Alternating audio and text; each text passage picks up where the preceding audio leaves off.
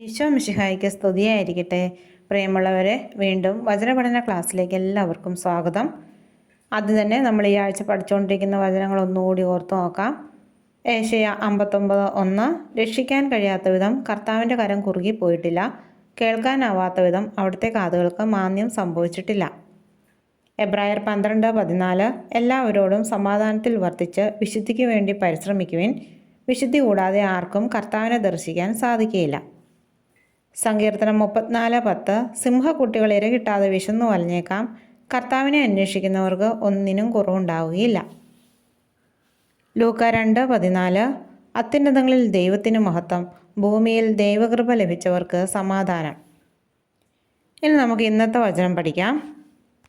Job 22:21 ദൈവവുമായി രമ്യതയിലായി സമാധാനത്തിൽ കഴിയുക, അപ്പോൾ നിനക്ക് നന്മ വരും. ഈ വചനം നമുക്ക് 3 പ്രാവശ്യം ഏറ്റു പറഞ്ഞ് പഠിക്കാം.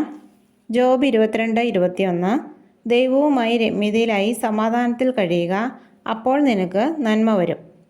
ജോബ് 22:21 ദൈവവുമായി രമ്യതയിലായി സമാധാനത്തിൽ കഴിയുക, അപ്പോൾ നിനക്ക് നന്മ വരും.